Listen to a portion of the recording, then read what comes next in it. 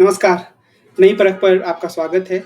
आज के इस अंक में मैं आपसे एक लेख के बारे में बातचीत करना चाहता हूँ। यह लेख शशि थरूर के द्वारा लिखा गया और ये 7 अप्रैल की द हिंदू में प्रकाशित हुआ था और इस लेख का शीर्षक है a very different conception of Ram राज्य।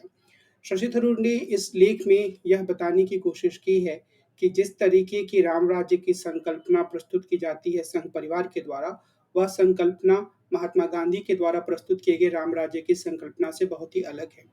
वो एक बहुत ही व्यवस्थित तरीके से इस लेख में दिखाते हैं कि रामनवमी के दिन जिस तरीके से हथियारबंद होकर जुलूस निकालने की एक प्रथा से शुरू हो गई है, बहुत सारे संगठनों के द्वारा इसको बढ़ावा दिया जा रहा है, वह महात्मा गांधी के राम राज्य की संकल्पना से अलग है। शशि थरूर इस बात को रेखांकित करते हैं और हम सभी इस बात से परिचित भी हैं कि महात्मा गांधी ने जिस तरीके से राम राज्य की परिकल्पना की थी, वह सामाजिक समरसता पर आधारित विचार था। वह एक ऐसा विचार था जिसमें एक ऐसे राज्य की कल्पना की गई थी जहाँ पर आर्थिक विषमता ना हो, एक ऐसे राज्य की परिकल्पना की गई थी जहाँ पर धर्म या जाति के नाम पर किसी भी समुदाय के साथ भेदभाव ना हो। और महात्मा गांधी सत्य और अहिंसा पर आधारित इस समाज के निर्माण के लिए लगातार प्रयासरत रहे।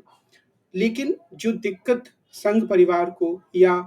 दक्षिणपंथी हिंदुत्ववादियों को होती है, वह यह कि उन्हें यह लगता रहा है कि इस तरह की जो पूरी संकल्पना है, वह हिंदू राष्ट्र की उनकी परिकल्पना को पूरा नहीं कर पाएगा। वे जिस राज्य की परिकल्पना करते हैं, उसमें एक हिंदू राष्ट्र सबसे प्रमुख है और वहीं से उनके राम राज्य की परिकल्पना आती है। यानी कि उनका राम राज्य एक ऐसा हिंदू राष्ट्र है, जिसमें हिंदू धर्म का वर्चस्व होगा, उसका प्रभुत्व होगा और अन्य जितने धर्म हैं, वो या तो दोयम दर्जे की स्थिति में रहेंगे या फिर वो पूरी तरीके से हिंदू धर्मावलंबियों के मोहताज रहेंगे कि वो किसी तरीके से उनसे अच्छा व्यवहार कर लें। तो इस पूरी परिस्थिति में अगर हम सावरकर के लेखन को देखें या गोलवलकर को लिख के लेखन को देखें, तो हम यह पाएँगे कि वे अहिंसा के सिद्धांत की तीखी आलोचना करते हैं। वे यहाँ तक कहते हैं कि अहिंसा के सिद्धांत ने हिंदुओं के भीतर कापुरुषता, कायरता को भर दिया है, इससे आज़ादी नहीं आ सकती है, ये सावरकर कहते थे और गोलवलकर यह मानते थे कि यह एक ऐसी स्थिति है जिससे हिंदुओं को निकालना ज़रूरी है। सीधे तौर पर वो लोग गांधी की और गांधी द्वारा प्रस्तुत अहिंसा के सिद्धांत की आलोचना करते थे। इस लिहाज से शशि थरूर यह रेखांकित करते हैं कि जो मौजूदा प्रधानमंत्री हैं, यानी नरेंद्र मोदी, उनकी कथनी करनी में भी बड़ा फ़र्क नज़र आता है। एक तरफ नरेंद्र मोदी विदेशों में जब जाते हैं, तो वो महात्मा गांधी के प्रति श्रद्धा दिखाते हैं। देश के भीतर भी जब उन्होंने स्वच्छ भारत अभियान शुरू किया, तो उन्होंने महात्मा गांधी के चश्मे को उसका एक प्रतीक बनाया। इस लिहाज से वे गांधी जी को बार-बार याद करते हैं, लेकिन उनके जो विचारधारात्मक अनुयायी हैं,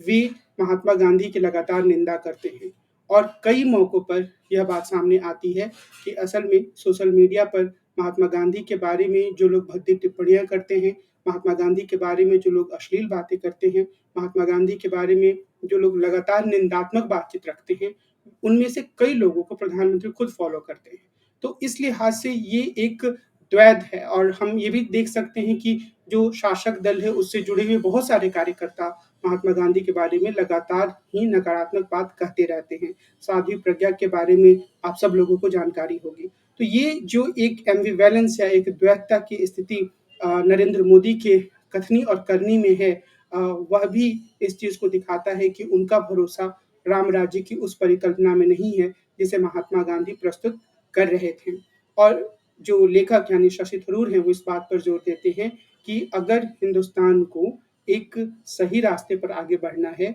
तो उसे राम राज्य की उसी परिकल्पना को अपनाना होगा, जिसे महात्मा गांधी प्रस्तुत कर रहे थे, जिसमें धार्मिक बहुलता की बात थी, विचारधारात्मक बहुलता भी उसका एक अंग है, आर्थिक बराबरी उसका एक भाग है और वह इस बात पर लगातार जोर देती है कि अहिंसा से, प्रेम से और सद्भाव से ही देश और समाज का भला हो सकता है। तो इस लिहाज से असल में जो रामनवमी और इस तरह के त्योहारों पर जो लगातार एक उग्र प्रदर्शन की प्रथा चल पड़ी है, जिसके कारण देश के कई भागों में दंगों की स्थिति बन जाती है, सामाजिक तनाव बन जाता है, वह राम राज्य की वास्तविक परिकल्पना नहीं है। वह एक प्रभुत्वशाली धर्म की स्थापना की परिकल्पना ज़रूर हो सकती है। एक ऐसी परिकल्पना जो कि गैर बराबरी पर आधारित है, एक ऐसी परिकल्पना जिसके मूल में हिंसा है, एक ऐसी परिकल्पना जो कि लगातार लोगों का दमन करने में भरोसा करती है, उन लोगों का जो आपकी तरह नहीं है, वैचारिक स्तर पर या फिर धर्म के स्तर पर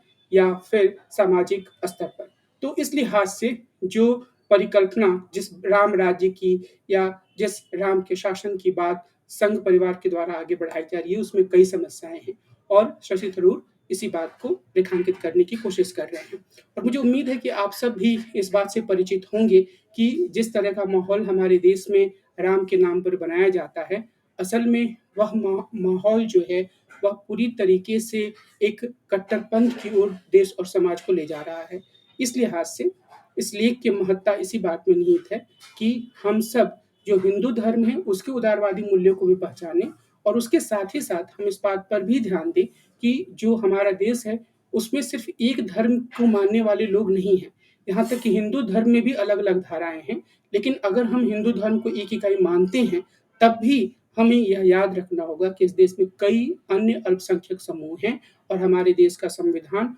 उन सबको बराबरी का अधिकार देता है। और अगर हम इस चीज़ को याद नहीं रखते हैं, अगर हम इसके प्रति अपनी एक श्रद्धा कहें या फिर विश्वास कहें या फिर सक्रिय रूप से इसे लागू करने की प्रवृत्ति नहीं रखते हैं, तो यह हमारे देश के लिए एक अत्यंत ही दुखद स्थिति होगी। हमारे देश में कट्टरता बढ़ेगी जैसे कि अभी बढ़ रही है और एक ऐसी स्थिति आएगी जहाँ पर लोग एक-दूसरे के साथ हमेशा ही एक निरंतर सामाजिक तनाव की स्थिति में रहेंगे और जो समाज इस स्थिति में रहेगा, वह कभी भी एक सही रास्ते पर आगे नहीं बढ़ सकता है। वहाँ आर्थिक उन्नति नहीं हो सकती है, वहाँ सामाजिक समरसता का अस्तित्व नहीं हो सकता है, वहाँ लोगों के बीच में आपस में प्यार और सद्भाव का अस्तित्व नहीं हो सकता है। तो इस पूरी चर्चा को जो कि शशि थरूर के एक लेख पर आधारित था, जिसमें कुछ बातें मैंने भी जोड़ी अ, उसको मैं यहाँ विराम देता हूँ। हम अगले अंक में मिलेंगे, एक और लेख पर हम विस्तार से बातचीत करेंगे। नमस्कार।